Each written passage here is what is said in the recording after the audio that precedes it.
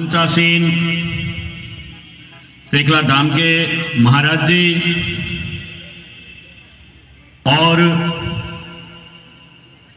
बिलाड़ा जिले के जिला संचालक माननीय नरपत सिंह जी, बालेश्वर के स्वयंसेवकों के निमंत्रण पधारे हुए सभी नागरिक सज्जन बंधु एवं माताएं बहनें और आत्मीय स्वयंसेवक बंधुओं, हम सबको विदित है कि आज हम विजयदशमी के उत्सव के निमित्त यहां एकत्र आए हैं। उत्सव आनंद का अतिरेक, ऋग्वेद में कहा है कि आनंद का जो अतिरेक होता है वह उत्सव है। मनुष्य स्वभाव से ही आनंद का पुजारी है, वह आनंद चाहता ही है। गीता में भगवान श्री कृष्ण कहते हैं, ममे वांसो जीव लोके जीव भूत सनातनः, यह जीव मेरा ही अंश है। तो भगवान का अंश होने के नाते भगवान स्वयं आनंद स्वरूप है, तो यह जीव भी आनंद ही चाहता है हर समय। हम सब देखते हैं कि ऊर्जा सूर्य से मिलती है, अग्नि का प्रतीक। जब भी हम अग्नि जलाते हैं तो उसकी लौ ऊपर की तरफ उठती है, पानी की गति नीचे होती है। इसी प्रकार से जिसका मूल उद्गम जहां है वह वहीं जाएगा।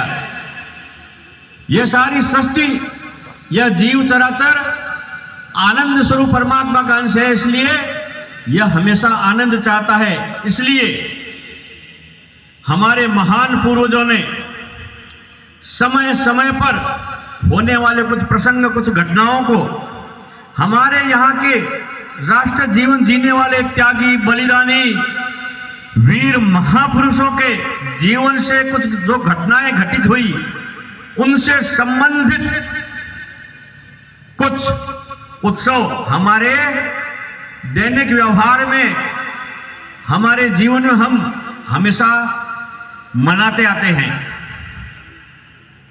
राष्ट्रीय स्वयंसेवक संघ ने भी कोई नए उत्सव नहीं लिए हैं, वही उत्सव जो अनंत काल से यह हिंदू समाज मनाता आया है। उसी में से 6 उत्सव राष्ट्रीय स्वयंसेवक संघ के संस्थापक परम पूज्य डॉक्टर हेडगेवार जी, वहां जो सामने चित्र लगे हैं उन चित्रों में काली टोपी और सफेद मूंछों वाले जो चित्र है, उन्होंने संघ की स्थापना की और इन 6 उत्सवों को जिन जिन गुणों की आवश्यकता इस समाज के अंदर उन्होंने महसूस की, उन्हीं गुणों को लेकर उन्होंने इन उत्सवों को संघ के योजना में समाहित किया है। आज उन्हीं 6 उत्सवों में से एक उत्सव है विजयादशमी। विजयादशमी के पीछे भी कुछ प्रसंग जुड़े हुए हैं, कुछ ऐतिहासिक पौराणिक घटनाएं जुड़ी हुई है। आज के दिन भगवती परांबा जगदम्बा ने, दुर्गा देवी ने महिषासुर का मर्दन किया था और देवताओं को ताप से मुक्त किया था। आज के दिन मर्यादा पुरुषोत्तम श्री राम ने जगदम्बा सीता का अपहरण करने वाले आतताई आतंकवादी, मानवता के गुणों का उल्लंघन करने वाले दुर्दांत रावण का, जिसको देखकर दसों दिशाएं कंपायमान होती थी। जिन ग्रहों से लोग पीड़ित होते हैं वे ग्रह उसके राज्य में उल्टे पड़े थे। ऐसा दुर्दांत आतंकवादी रावण, उसको आज के दिन प्रभु श्री राम ने सामान्य लोगों को इकट्ठा करके, वहां के वनवासी, गिरिवासी, वानर, रीछ, भालू, इस प्रजाति के लोगों को इकट्ठा करके और आज के दिन उसका वध किया था। एक और घटना है, गौत्स ऋषि, वर्तंतु ऋषि के शिष्य, जब उनकी शिक्षा पूरी हो गई तो उन्होंने अपने गुरु को गुरुदक्षिणा देने का कहा कि मैं आपको कुछ गुरुदक्षिणा देना चाहता हूं। गुरुजी ने कहा तुमने यहां 14 विद्याएं सीखी है, यही मेरी गुरुदक्षिणा है और तुम अपने घर को पधारिए। लेकिन उन्होंने जिद किया तो वर्तंतु ऋषि को थोड़ा क्रोध आ गया और उन्होंने कहा कि 14 विद्याएं मेरे से सीखी है तो 14 करोड़ स्वर्ण मुद्राएं मुझे गुरुदक्षिणा में चाहिए। वहां रघु का राज था। रघुकुल रीत सदा चली आई, प्राण जाए पर वचन जाई। रघु बहुत दानी थे। थोड़े दिन पहले ही उन्होंने कुछ यज्ञ किया था और उस यज्ञ में अपनी सारी संपत्ति दान में दे दी। जब कौशवा पहुंचे तो उन्होंने, जब हमारे यहां पर कोई ऋषि मुनि महाराज संत अतिथि आते हैं तो हम उनका पहले अर्घ्य पाद्य द्वारा उनका स्वागत करते हैं। जब उनको पाद्य देने लगे, पैर धुलाने लगे, तो उनके पास एक मिट्टी का कलशा था। कौत्स मुनि 14 विद्याओं का अध्ययन कर चुके थे। वो समझ गए कि महाराज के पास तो कुछ नहीं है, ये मिट्टी के कलश से मेरा पैर धुला रहे हैं, इसका मतलब महाराज ने अपना सब कुछ दे चुके हैं। थोड़े देर के कुशल क्षेम समाचार पूछने के बाद वो निकलने लगे तो महाराज रघु ने पूछा, महाराज आप कैसे पधारे थे? तो उन्होंने कहा मेरा प्रयोजन तो कुछ और था, लेकिन अब मैं आपको मांगकर आपको लज्जित नहीं करूंगा, मैं और कहीं जाऊंगा। रघु ने कहा मेरे यहां आया हुआ कोई खाली हाथ जा नहीं सकता, आप कहिए। तो उन्होंने कहा कि मेरे गुरुदेव ने 14 करोड़ स्वर्ण मुद्राएं उनको मुझे गुरुदक्षिणा में देनी है। राजा रघु ने अपने मंत्री को बुलाया। उन्होंने कहा कि सारे लोग तो हमें टैक्स देते हैं, लेकिन कुबेर ने अभी तक हमें कर नहीं दिया है, तो कल मैं कुबेर पर चढ़ाई करूंगा और मेरा रथ सजाया जाए। राजा रघु का रथ सजा दिया गया। उन्होंने कहा मैं रात्रि विश्राम रथ में ही करूंगा। रथ में सो गए।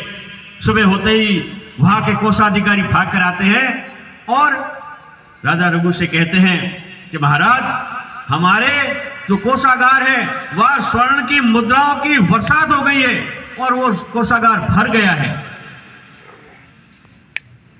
राजा रघु ने सोच लिया कि ये कुबेर की ही कृपा है, बाकी स्वर्ण वर्षा कहां से हो सकती है।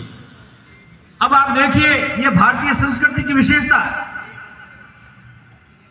राजा रघु ने कौत्स मुनि को कहा कि आप ये स्वर्ण मुद्राएं सब ले जाइए, ये आपके ही लिए कुबेर ने बरसाई है। कौत्स कहते हैं नहीं, मुझे केवल 14 करोड़ स्वर्ण मुद्रा ही चाहिए, इससे अधिक में एक भी मुद्रा यहां से नहीं लेके जाऊंगा। ये देखिए, यह है भारतीय संस्कृति, यह है हमारा गौरव भारतीय संस्कृति का। और वो 14 करोड़ मुद्राएं गिन करके कौत्स मुनि लेते हैं और बाकी की सारी स्वर्ण मुद्राएं रघु सबको दान करते हैं और वहां भिजवा देते हैं। एक और प्रसंग है जो हम सबके लिए महत्वपूर्ण है। आज हमने शस्त्र पूजन किया है, हम शक्ति और शौर्य के उपासक हैं। हमने हमेशा शक्ति की आराधना की है। या देवी सर्वभूतेषु शक्ति रूपेण संस्थिता नमस्तस्ये नमस्तस्ये नमस्तस्ये नमो नमः। हम सब जानते हैं कि महाभारत में शकुनी और दुर्योधन की कुटिल चाल से पांडव जुए में हार गए तो उनको 12 वर्ष का वनवास हुआ और 1 वर्ष का अज्ञातवास होना था। 1 वर्ष के अज्ञातवास में उन्हें छुप कर रहना था, उनकी पहचान छुपा कर रखनी थी। तो उन्होंने राजा विराट का राज्य चुना। उस समय उन्होंने अपने सारे जो भारी भरकम अस्त्र शस्त्र थे वो समी के पेड़ में रख दिए और राजा विराट के यहां अपना नाम और भेष बदलकर सेवा करने लग गए।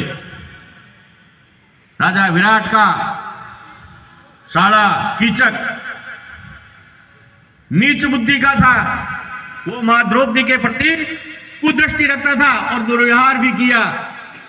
उसको उसकी स्थान दिखाने के लिए भीम और अर्जुन ने निश्चय किया और एक दिन उसको जो उसका करना था जो उसकी सजा थी वो उसको दे दी और उसको समाप्त कर दिया हमेशा के लिए। यह खबर, यह सूचना जब शकुनी और दुर्योधन तक पहुंची तो उन्होंने कहा, हो न हो, कीचक को मारने वाला दूसरा कोई नहीं हो सकता, महाबली कीचक को मारने वाला महाबली भीम ही हो सकता है। इसका मतलब ये लोग वही छुपे हैं। तो इनकी पहचान उजागर करेंगे। तो फिर ये वादा था कि अगर आप पहचान आपकी उजागर हो गई तो पुनः 12 वर्ष के लिए आप वनवास में जाएंगे। वो सब लोग वहां पर आए। ऐसे तो ये बाहर आएंगे नहीं, लेकिन जिस घर का इन्होंने अन्न खाया है, नमक खाया है, उस घर पर अगर कोई आक्रमण होगा तो वो छुप कर रह नहीं सकते, ये सब जानते थे वो। और उन्होंने राजा विराट के गोधन को चुराना शुरू किया। जब उनको पता चला तो राजा विराट का पुत्र उत्तर कह रहा है कि मैं कौरव सेना से युद्ध करूंगा। अर्जुन जानते हैं जहां भीष्म पितामह जैसे महाबली योद्धा हो उसका सामना कोई नहीं कर सकता। उन्होंने कहा, राजकुमार आप चलिए। और वे सब लोग गए वहां पर। आज ही का दिन था, वह समी के वृक्ष से अपने शस्त्र उतारे, उनका मंजन किया, उन्हें साफ सूफ किया और उनका पूजन किया। उसी दिन से शस्त्र पूजन की यह परंपरा हमारे यहां शुरू हो गई। शस्त्र तो हमारे यहां पूर्व से ही रखे जाते हैं। हमारा कोई देवता ऐसा नहीं है, किसी भी ऐसे देवता के हाथ में शस्त्र नहीं है। चाहे हम विष्णु भगवान की पूजा करते हैं तो उनके हाथ में भी शस्त्र है, महादेव की पूजा करते हैं हाथ में शस्त्र है, भगवती पराम्बा की पूजा करते हैं हाथ में शस्त्र है, भगवान राम की पूजा करते हैं, कृष्ण की पूजा करते हैं, गणेश जी की, किसी की भी पूजा करते हैं, सभी के हाथ में शस्त्र है। बिना शस्त्र के कोई नहीं है। माड़ा मन से लड़ पड़ी तू क्यों बिसरे मोय, बिना शस्त्र के सूरमा लड़ता देखे न कोई। इसलिए शस्त्र रखना हमारा परम धर्म, परम कर्तव्य है। हम जितने भी घरों में लोग रहते हैं, हमारे घर में जितने भी सदस्य हैं, उन सभी के लिए एक एक शस्त्र हमारे घर में हमें रखना चाहिए। यह आज का जो पर्व है हमें यह संदेश देता है। और उससे सबसे महत्वपूर्ण एक और है घटना आज के दिन की, तो हम सबके लिए और ही महत्वपूर्ण हो जाती है। हालांकि हम हमारे संगठन की वर्षगांठ नहीं मनाते हैं, लेकिन संयोगवश परम पूजनीय डॉक्टर हेडगेवार जी ने इस हिंदू समाज की दुर्दशा को देखकर, क्योंकि पूजनीय डॉक्टर जी ने हमारे पराधीन भारत में जब जो स्वतंत्रता के आंदोलन चल रहे थे, उन सारे आंदोलनों में, चाहे वह सामाजिक हो, चाहे वह धार्मिक हो, चाहे राजनीतिक हो, सब में उनका सहभाग था। सबके उनके प्रेम के निकट के संबंध थे। कई आंदोलनों का उन्होंने सफल नेतृत्व भी किया। लेकिन हिंदू समाज की दयनीय स्थिति और उस समय के जो समाज का नेतृत्व करने वाले लोग थे, उनकी लाज लुचपत मुस्लिम लोगों के प्रति देखकर उनके मन में यह हुआ कि हमें स्वतंत्रता तो मिल जाएगी, लेकिन क्या यह स्वतंत्रता टिक पाएगी?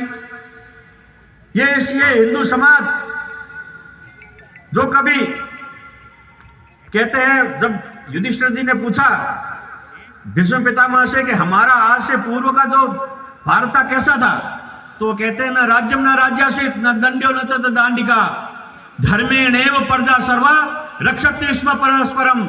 धर्म से ही सारी प्रजा अपनी रक्षा करती है। वैभवशाली भारत दयनीय स्थिति में कैसे पहुंच गया? परम पूज्य डॉक्टर जी ने इसका गहन चिंतन किया। उन्होंने 3 कारण बताए। आत्मविस्मृत समाज, यह भारतीय समाज, यह हिंदू समाज जो इस भारत माता का पुत्र है, वह आत्मविस्मृत हो गया है। वह भूल गया है कि मेरा गौरवशाली अतीत क्या था, हिंदुत्व की श्रेष्ठता क्या है। क्या है हिंदुत्व की श्रेष्ठता? मातृवत परदारेषु, हमारे जीवन मूल्य क्या है? मातृवत परदारेषु परद्रव्याणि लोष्टवत आत्मवत सर्वभूतेषु यः पश्यति स पंडिता। हम सबको पता है कि एक बार रहीम खान खाना जो महाराणा प्रताप को पकड़ने आया था, उनको पकड़कर अकबर के दरबार में ले जाना आया था, महाराणा प्रताप के सुपुत्र अमर सिंह ने उस पर आक्रमण किया और सारी सेना वहां से भाग गई। रहीम खान खाना भाग गया और उसकी घर की सारी औरतों को उठाकर वो ले आए अमर सिंह। जब महाराणा प्रताप को पता चला तो उनको ससम्मान बुलाया, उन माता बहनों को, और उन्होंने कहा हम लोग मातृवत परदारिशु समझने वाले लोग हैं, इनको ससम्मान वापस रहीम खाना के यहाँ पहुंचा के आओ। और उन्होंने वहां से पहुंचाया। रहीम खाना का हृदय परिवर्तन हो गया, भाग गया वहां से। यह है हमारा जीवन मूल्य, यह हम भूल गए।